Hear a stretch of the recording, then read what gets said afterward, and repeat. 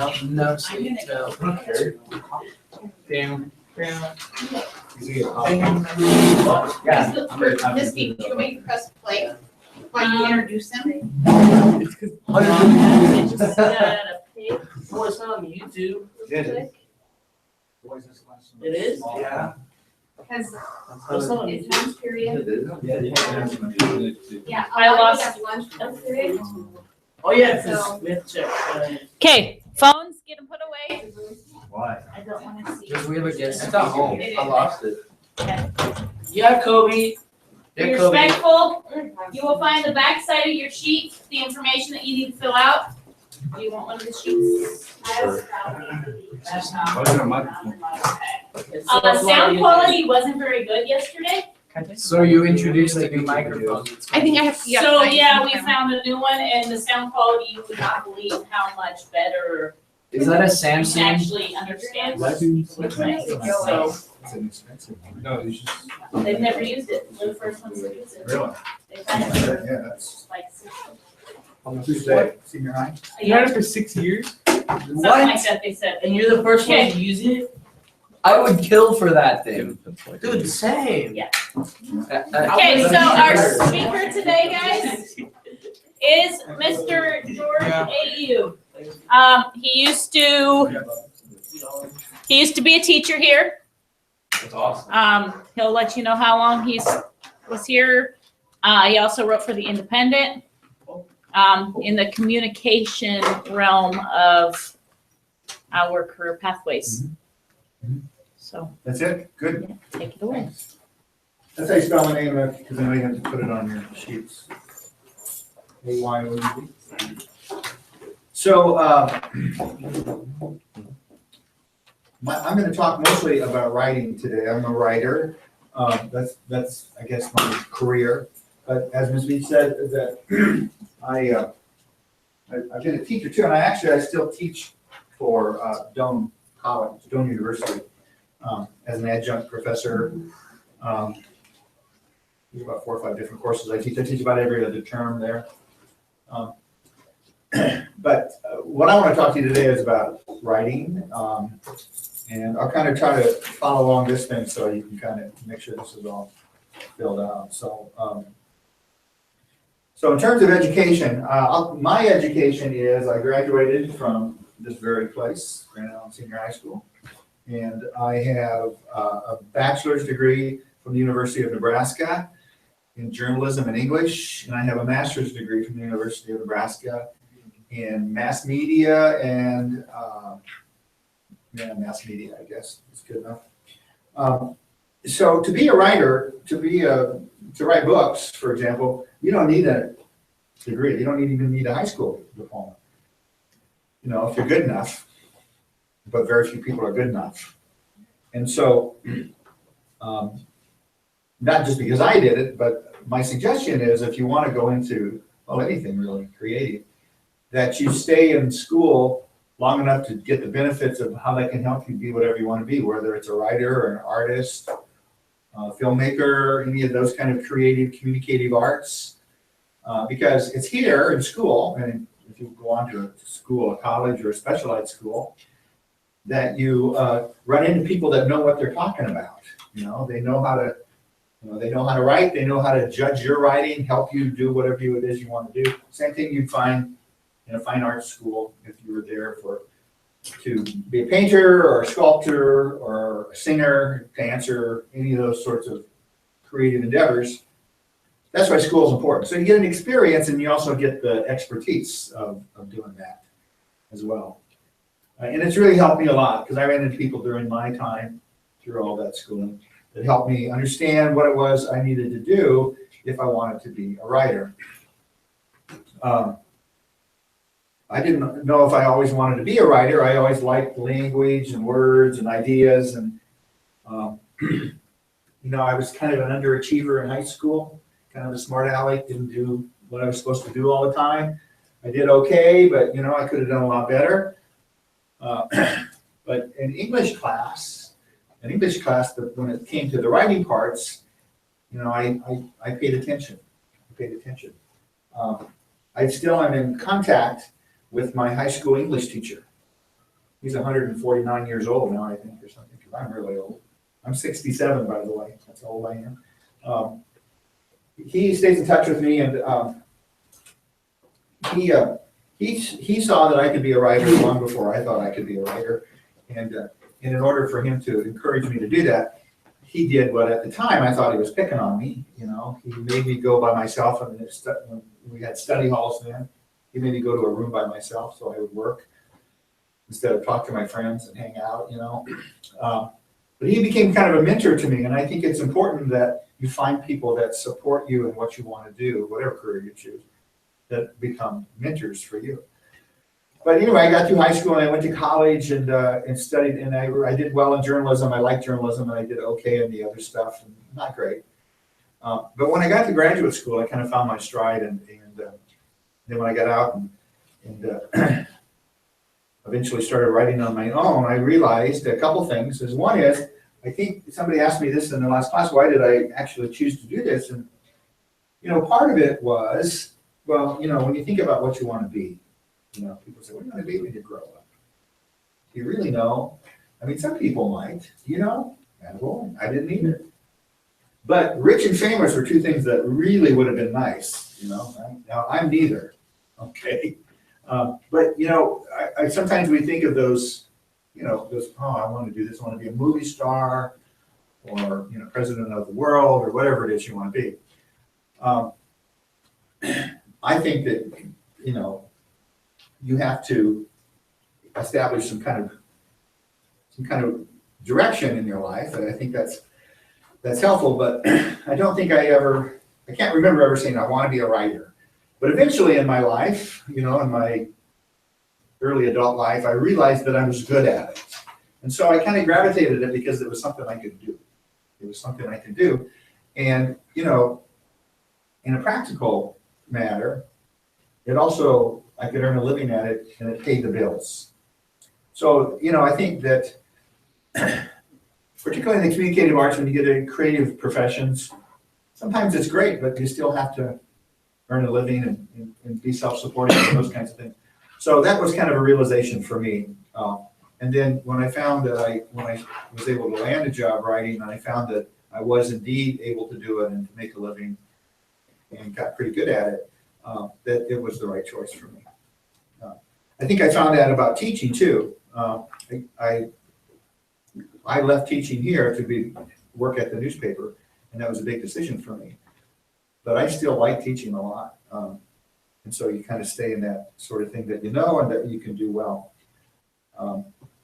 The skills that you need for my job is obviously you have to be able to write. And that goes without saying. But, you know, the other things that you have to do is you have to be curious. You have to want to know things. You got to be a pretty good storyteller. You know, you got to want to know the whys of things. You know, why did this happen? Why is he doing that? Why is she that way? What happened to her? What happened to him? Those kinds of things. Curiosity is really an important trait if you want to be a writer.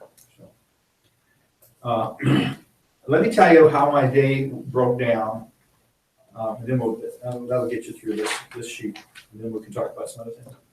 This is how my day broke down when I worked at the newspaper. I was there 21 years. I was a newspaper columnist. And a columnist is a little different than a reporter, although I did some reporting too. A columnist is a person that writes opinion. And so my columns were my opinions or my observations or what I thought about something. So, you know, on Monday, there might be a bank robbery in downtown Grand Island. And on Tuesday, the story would be about the bank robbery. And then on Wednesday, I might write a column saying bank robberies are bad. Okay, now that's a pretty simplistic way to approach it, but that's what I did. So that was what my job was. Now, a couple things about that. If you write opinion, and in a newspaper, opinion is designated in a certain area called the editorial page or the op-ed page. My columns weren't on there, but it was clear that it was commentary. Commentary is another word for opinion. It was clear that this was my opinion, not the newspaper's opinion, but my opinion. Okay. Now, some people used to confuse that, And occasionally I'd get called into the principal's office, the publisher's office, and he would wonder why people were thinking that what I wrote was what the newspaper was thinking. But one of the things is if you write opinion, people are going to disagree from time to time. Right? They're going to disagree. And it's just human nature. So if you go to a movie, if you see The Circle, is that out there? Is what? The Circle, is that a movie now? I think so. You know, with Tom Hanks and Yeah. what's her name, Hermione? And Harry Potter? Yeah. So you go see The Circle, and you tell your friend it was the greatest movie you've ever seen, and then your friend goes and sees it and goes, "You are an idiot." You know, how could you? Okay, it's a disagreement. Okay, there's no factual difference. There's the same movie, same length of time, same actors, same thing. Okay, so sometimes I would write an opinion, a column, and people would disagree with it. You know, and it was just part of it. So you kind of have to have a little bit of a thick skin. You know, you kind of have to be able to take some criticism. Occasionally, people would email me. Sometimes they did it anonymously, which I really didn't like. And they would be mad at me personally. And they would say, "You suck," and worse. And normally, if it was about something I wrote, we could have a conversation. But if it was about me personally, I didn't talk to them. I mean, I talked to them, but I said, you know, this isn't going anywhere. And I would just get off the phone because I was not good. I was not in the business of trying to get you to like me. You know, that was not my job. My job was to write opinions, observations to get you to think about things. Did you ever consider sort of thing? I'll give you an example. When Walmart announced that they were going to bring two, not one, but two super Walmarts to Grand Island, everybody was joyous and jumping up and down. Well, I grew up with my dad running a small sporting goods store at the end of his life, okay? So I was kind of keyed into these small stores, what we call mom and pop stores.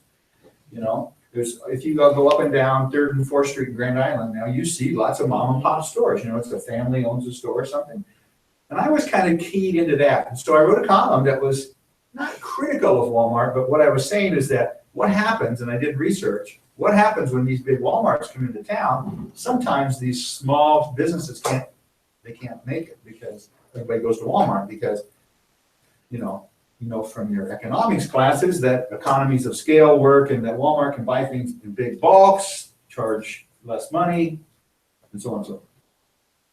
Well, some people didn't like that very much, that I did that, you know. But it was one of those, did you ever consider this? That not everybody would be welcoming a Walmart coming to Grand Island for that reason. Lots of people would,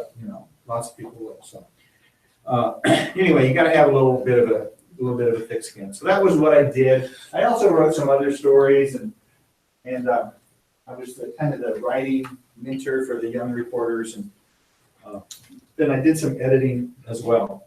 But here's how my day when I was a columnist usually broke down.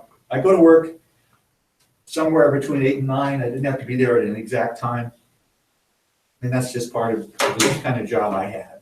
Okay. At 9 o'clock every morning, we had a meeting among all the people who were going to create content for the newspaper. That would be the reporters and me. Sometimes editors would write stories, photographers, anybody who would, for a while we had an editorial cartoonist. All those people would meet and they would say, "This is what I'm working on for tomorrow, for the next day." And we called these meetings, that was called a planning meeting. And in these planning meetings, take about an hour, and we talked about what we're working on, and we would ask people what they thought of those ideas. And so we would do what's called a pitch. So I would pitch a story. I'm going to write a story about the 2 new Walmarts coming to town. Oh, you're fine. They warned me you're coming in late. The 2 new Walmarts coming to town, and I'm going to write a column about, I don't know if that's such a great idea. Okay. And then people would talk about it. Sometimes they say that's a stupid idea. Sometimes they say it's a great idea. they would give me resources. They'd say, you should call so-and-so. And it was just a nice planning sort of thing. I imagine you do some of that in journalism. Yeah. And so the planning meetings are really important. So I had to be there for the planning meeting. And if I wasn't, my boss would kind of, raise his eyebrows. I was almost always there. I love the planning meetings because in my job, it helped me get ideas about what other people were working on. And that gave me ideas of things to write about. So then,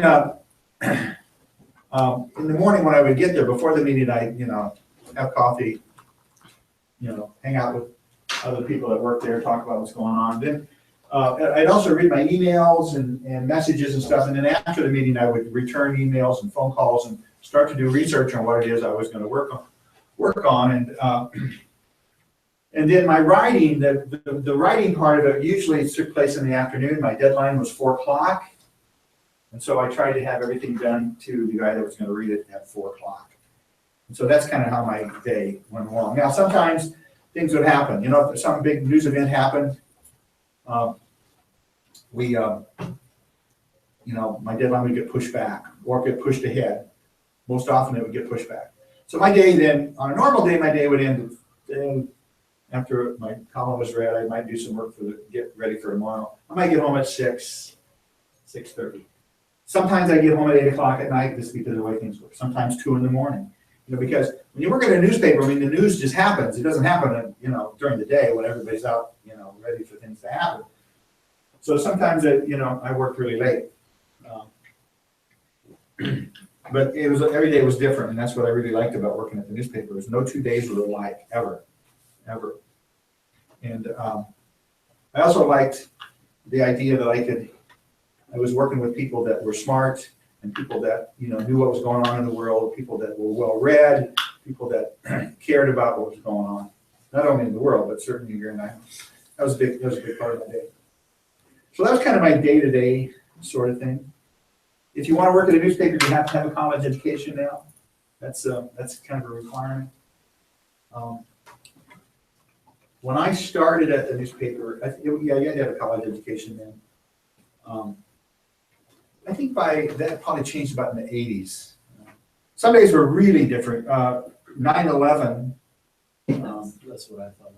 Yeah. Like when you said that sometimes the deadline would get pushed back. Yeah. I was like, on this. Yeah. Let me tell you what happened in 9/11. Let's see, how old are you? 15? Yeah. So you I guys was were born you guys 2 days born after. the day after?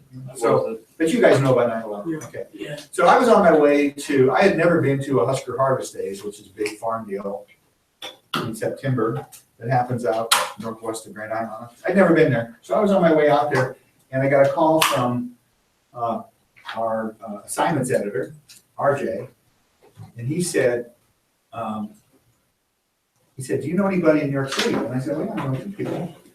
I said, why? And he said, well, I'll never forget, he said, this is right in the beginning, a small private plane has crashed into a building in New York City. We were wondering if we could call somebody who could give us, what's going on there. And so I said, yeah, I know 2 people that you might be able to call. And he said, just a minute, hold the phone. And I could hear him, he put his phone down, he didn't put me on hold, put his phone down, and I could hear people talking in the background. Then I heard somebody kind of gasp. And I knew I said, this doesn't sound right. He came back, he said, you better come back to work. So I drove back to work, and of course that was 9/11. So this was early in the morning. The first plane had just hit. So our time, it was 8 o'clock or so. And so I went back to work, and that day we did what was called a special edition. We did an extra newspaper. So normally the newspaper is published in the morning. We published a newspaper in the afternoon, and then we did another one in the morning. And then the one in the afternoon was just all about 9/11. It was an 8-page newspaper. And so we met as a staff. I mean, we watched the buildings collapse. We had already started making phone calls, but we met as a staff, decided what we were going to do. And my job was I had a couple things. I wrote a column, and then I wrote a story. No column. I wrote a story. I got a hold of someone in New York City who was a cousin of someone who worked at the newspaper. Miraculously, I got through. I mean, I cannot believe I got through. He was in a building probably 10 blocks to probably 3/4 to a mile away from ground zero. And he saw the second plane coming down the river and banking into the building. He saw that happen. And he was in his office. He was all alone. He said he was on the floor because he was worried that more things were going to happen. And so I interviewed him over the phone. Incredible interview that I got to do that. And then he didn't know how he was going to get home. He lived in Brooklyn, and so he had a long ways to go. His cousin later told me that he got home okay, but most of it on foot. So we put that special edition out on 9/11, and then the next day we put out a paper that was a regular newspaper. And 9/11 stayed on the front page for, I think 70 some days or something, that something about 9/11 stayed on there that long. But that's just the kind of story it was. I mean, if you're a journalist and you have a story like that, it's like Pearl Harbor, all kinds of things. So that was a different day, obviously, quite a different day.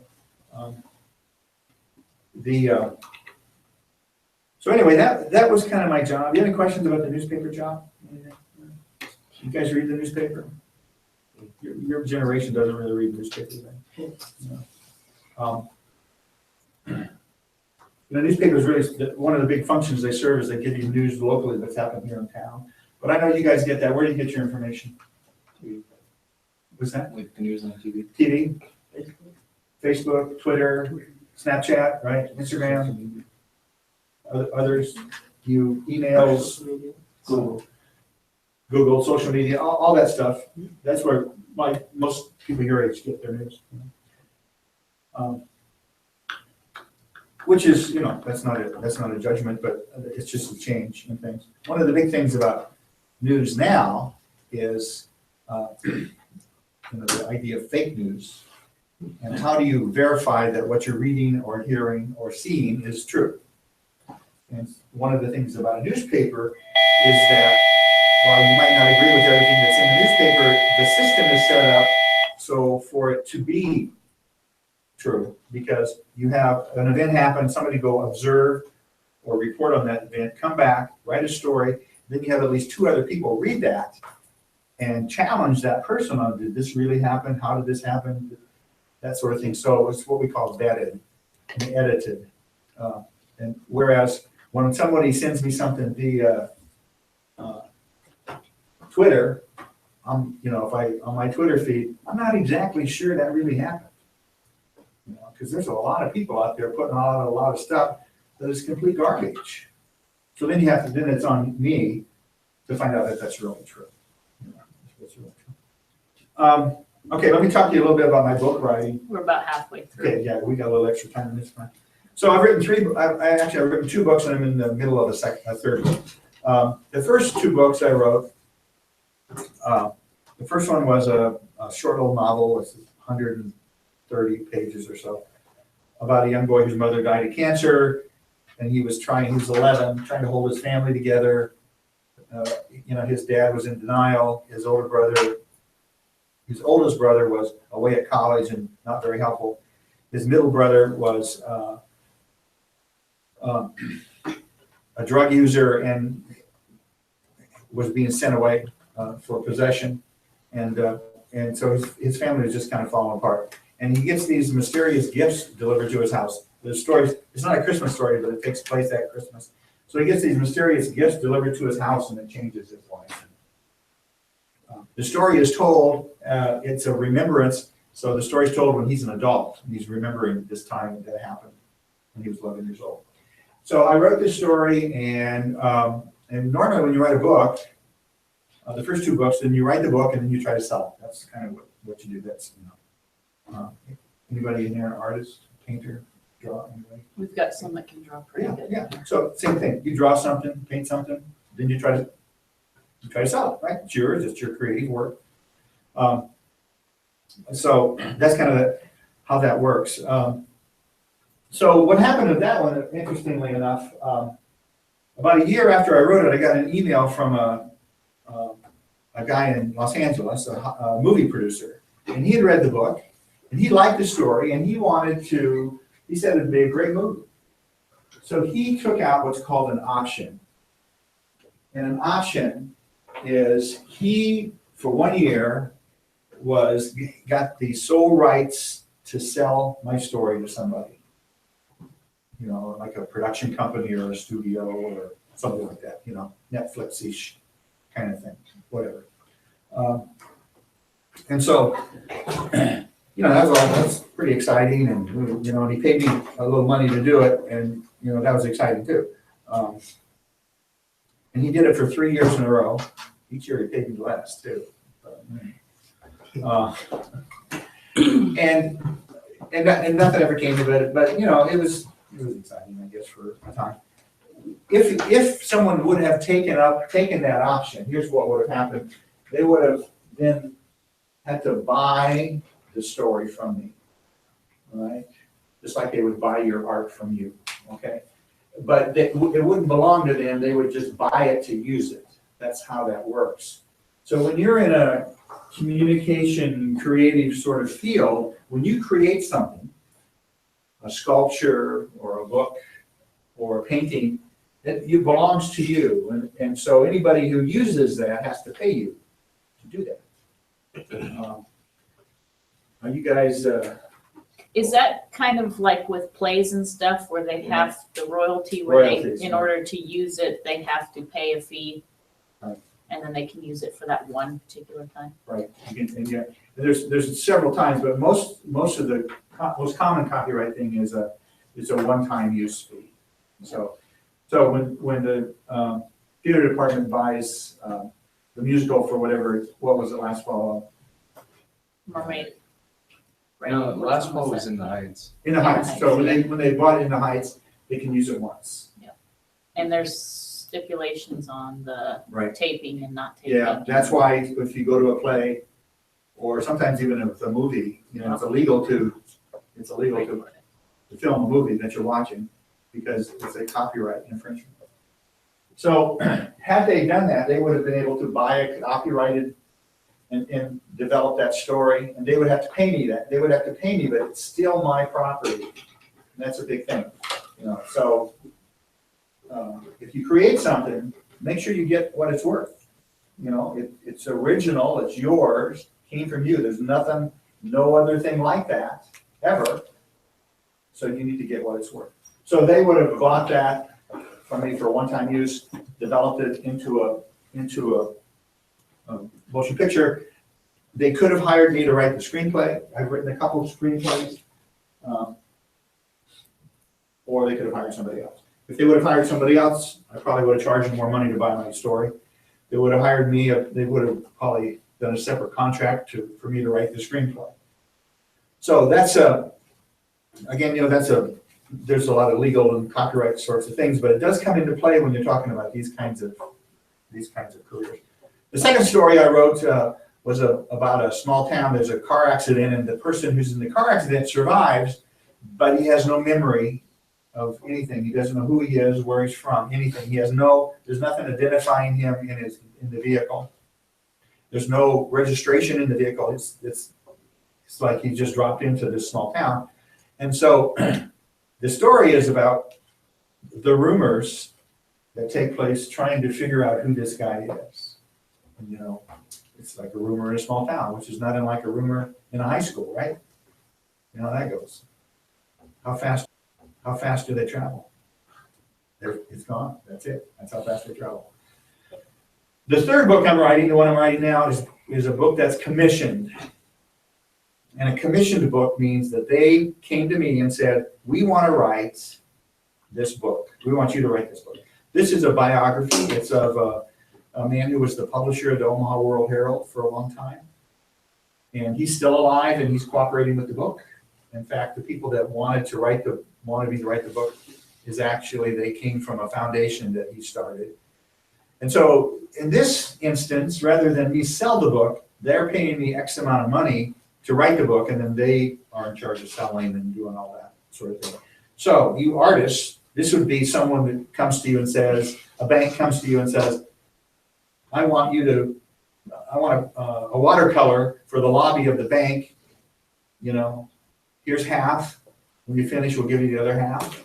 And then you do that. So that's how that, a commission work is different than the other kind. My work day is a little different now, I work at home. When I worked at the newspaper, Mr. Beach can probably tell you about, when you work in a newsroom, it's really noisy and there's a lot of congestion and people are moving around all the time. The police radio's going, squawking, you hear sirens all the time. And it's in a big, big room.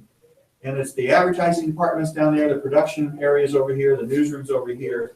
At the independent, the business section is kind of up in front, so we don't hear them. But there's just a lot of commotion. So you have to be able to create and do your work in this environment.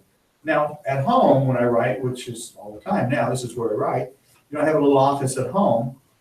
And so my day now is not really that much different than my day at the newspaper. I get up, except sometimes I do it the whole day in my pajamas, because I don't have to go anywhere, anybody has to see me. So I get up, I have coffee and breakfast, I read 2 newspapers, I find ideas in the newspaper if I want to. And then I spend the mornings kind of figuring out what my writing day is going to be like. If I do research, I like to do it in the morning, and then in the afternoon I try to write. Okay.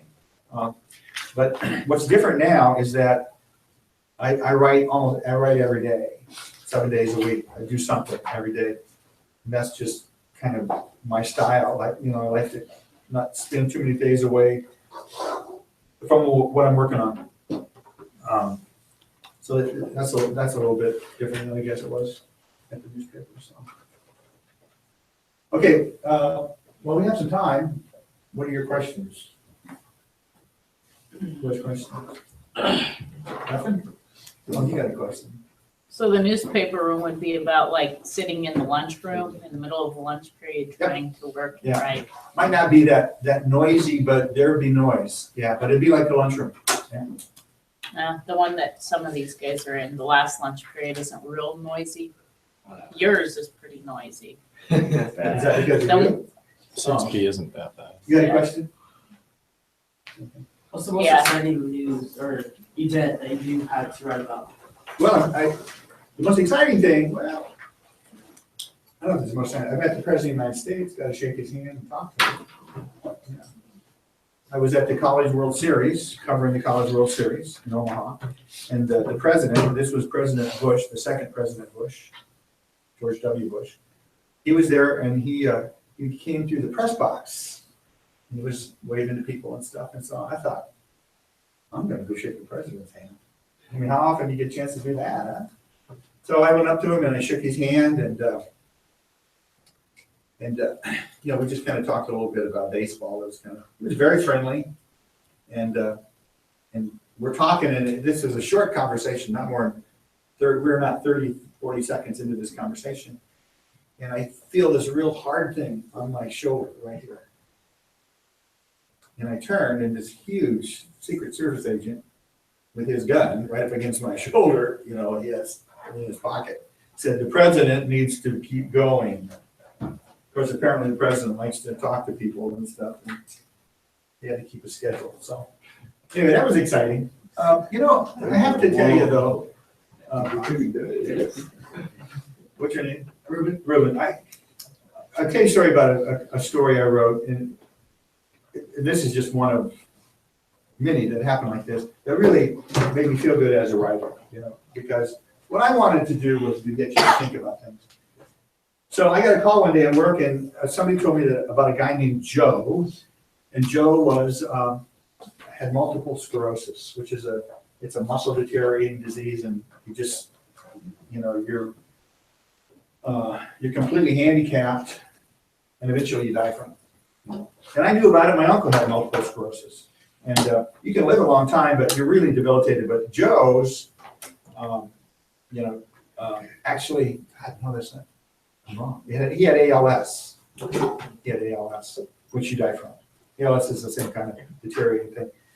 So he was probably, well, I do know, he was about a year before he died. This was about a year before he died.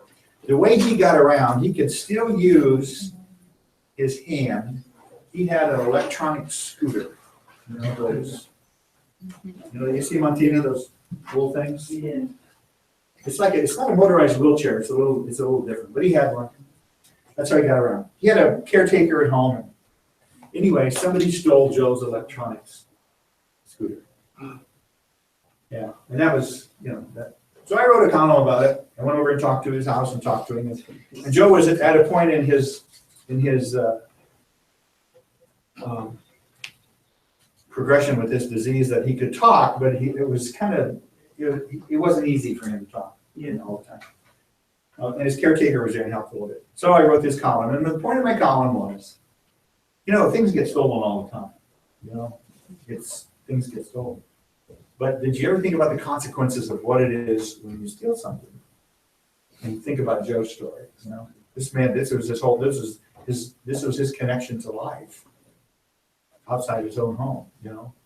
And he told me that he loved to go out and still be outside because he couldn't do anything physically, but he could be outside, obviously in the nice weather. And this was in June when this happened. So I wrote this column, and then the next day I was out of town, but I got a call from, I was actually in Omaha, I got a call from a guy who said that, actually I called to check my messages, and they left a message. And I called him, and he said that, a bunch of us had coffee this morning, and we read your story, and we threw in money, and we're going to buy Joe a new scooter. That sounds really cool. These are like $400 or $500, what these things cost. And then come to find out when I got back to town, the two other groups had actually contacted the paper and wanted to buy Joe's scooter too. Joe got his original scooter back. It was kind of dinged up a little bit, and the person that took it was, of course, in trouble. Did not take the scooter maliciously. I mean, he didn't do it to hurt Joe. I hate Joe, I'm going to take his scooter. Kind of did it more almost like, not necessarily a prank, but I'm just going to do that. And so what I liked about that, Ruben, was that it connected to people in a way that, that I wanted to connect to people. So that was an important sort of thing for me. One time a photographer and I decided to do a whole series of stories about cancer survivors. And then we decided to do 36 stories. And what we did was we did a story about a person who actually survived cancer, a person who had a loved one who had cancer and either lived or died.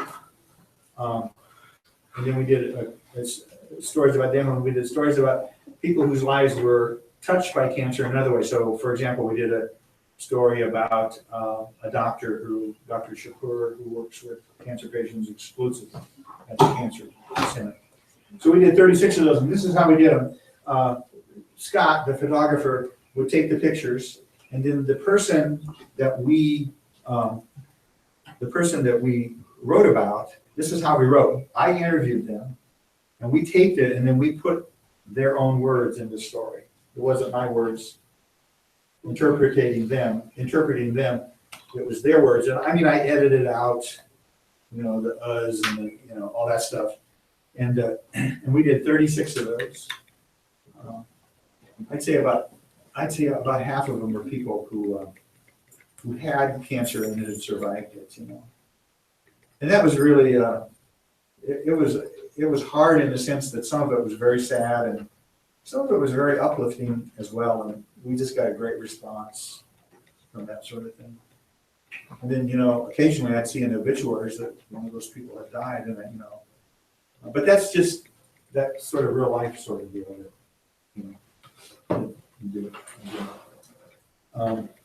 And I'll tell you the final thing that I remember is I wrote a series of stories about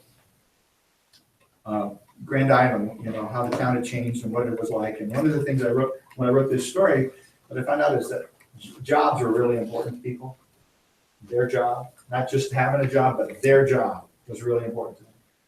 So I decided that I would pick 12 jobs and I would work that job a whole week, full time. And then I'd write a story about what my experiences were working that job. And then I would write a companion story about somebody who's in that field. So these were the 12 jobs I worked. I did this over the course of about a year. I hope I remember them all. I was a radio disc jockey in the mornings, you know, at 6 o'clock. I was the attendance clerk at Grand Island Senior High School. So if you came late, you had to go through me. I worked at City Hall at the information desk. I worked for the city roads department, putting hot tar and cracks in the pavement. And that tar is hot. Let me tell you. No. I delivered food to patients in the hospital. Gosh, what else did I do? I built houses. I was a priest. Actually, I wasn't really a priest, but I worked with a priest for a week, including on Sunday, I got to deliver the homily at 3 masses. That was terrifying. I was 7. Yeah. I worked on a farm, on a seed corn farm.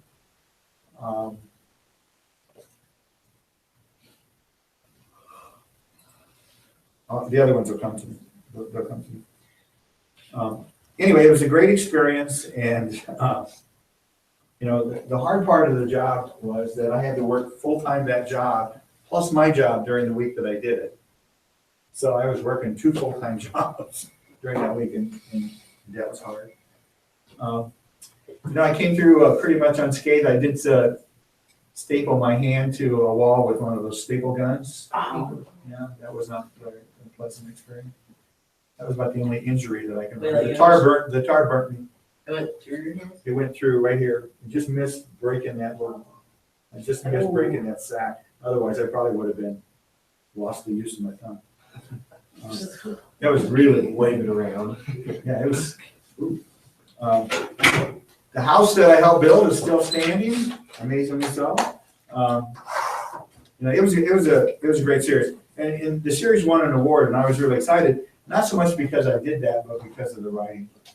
I enjoyed that a lot. I wish I could think of what the other 2 conclusions were. Guess they are as important as those. So, okay, no other questions? So if you okay, wait, 10 minutes, right? 5 minutes. Okay.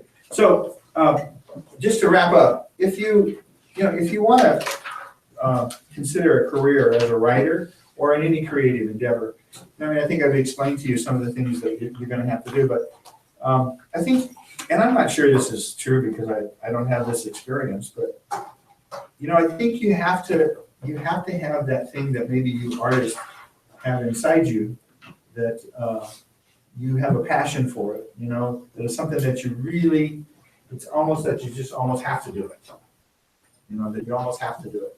And so I would really encourage you, if you have that sort of thing, that you explore it, you give it a chance to, you know, give it a chance to fly and give it some wings. My wife was a banker before she retired, and she was a really good banker. She really did, and she was successful at it, and she did real well at it. But I don't know if she had a passion for it. You know, I don't know if she had the passion that people in the creative and communicative arts have that's a little different. You know, that doesn't make being a writer any better or worse than any other career or job, but I think it comes from a different place sometimes. At least that's been my experience. So it's come from a different place. So I would really encourage you to do that. So anyway, I guess that's it. All I have. I think I got through your whole thing. It's very interesting because these guys have listened to 2 different speakers now, and both times they've said, do what you love. Yeah. Doesn't matter on the money, just do what you love. Because if you don't do what you love. Yeah. And you know, you can make a lot of money being a writer. I have not made a lot of money being a writer, but I love doing it. And I just kind of feel like I have to do it now. And every other one that I've heard through my other classes, all the same thing. Yeah. Do And- what you are passionate Yeah, about. consider yourself lucky if you get to do something that you really love and care about, you know.